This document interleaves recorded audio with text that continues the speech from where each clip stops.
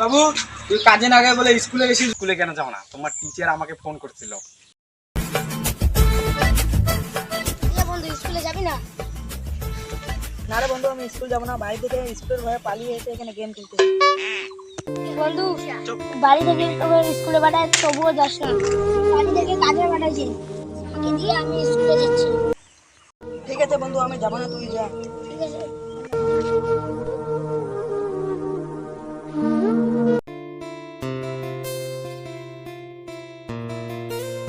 স্কুলে যাও নাই? স্কুলে কেন যাও না? তোমার টিচার আমাকে ফোন করছিল। শিগগির ঘরে গিয়ে বই। বাবু তুই কাজে না গিয়ে বলে স্কুলে গেছিস বলে। কি শুরু আছে? কাজে ফাঁকি দিয়ে বলে স্কুলে গেছিস বলে। যা বাড়ি থেকে খড়িরে চিপ। বাবু এদিকে শোন। কি বলো? আজকে তাড়াতাড়ি স্নান করে স্কুলে যাবি। ঠিক আছে, যাচ্ছি। কিরে তোর স্কুলের টেস্ট কই? বন্ধুর বাড়িতে এসে ওইদিকে পড়ে যাবো। আজকে স্কুল যাবো না। রে বন্ধু, এখানে কি করিস?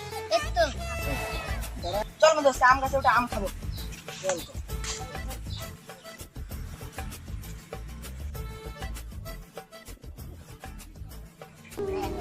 আজকে ব্যাগ নিয়ে কোথায় যায়? কাজে যাই।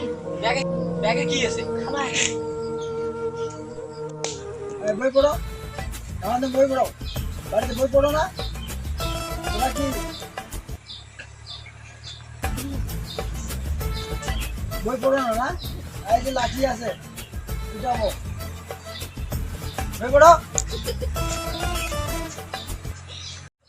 এই যে কালকে থেকে পড়া দিলাম, কালকে এটা পড়ে মুখস্থ করে নিয়ে আসবা। কালকে মিটিং আছে, আর ভালো করে বই পড়বা। এই 2 মাসে পরে তোর মাধ্যমিক পাস হবে। পরীক্ষা এটা ভালো করে বাড়ি যেতে গার্জেনকে বলবা, আর সবাই আসতে বলবা।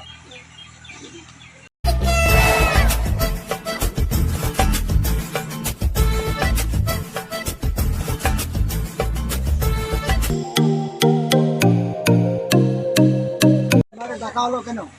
এই যে 2 মাস পরীক্ষা, বাচ্চাগুলো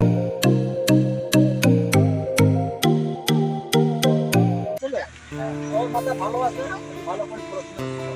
কাজে বলে জানে কি আমি শুনি? হ্যাঁ, কাজে দিবা না, স্কুলে পাঠাও।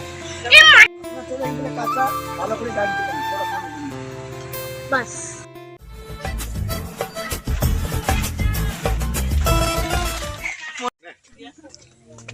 বাবা আমি পরীক্ষায় 600 নাম্বার পেয়ে পাস করেছি। বাহ খুব ভালো তো। তোমাকে ভুল বুঝেছি। পরীক্ষার আগেও তো আমাকে আমি কাজে পেটেছি। আমাকে এটা প্রমাণ করে দিয়ে থাকলে সবকিছু টিউশন না পড়ে এত নাম্বার তুললে আমাকে মুগ্ধ করে দিল। এবার কথা দিলাম যদি এবার তোমাকে পড়াশোনা করাবো। এই নাও তোমার রেজাল্ট, আজকে রেজাল্ট দিয়েছে।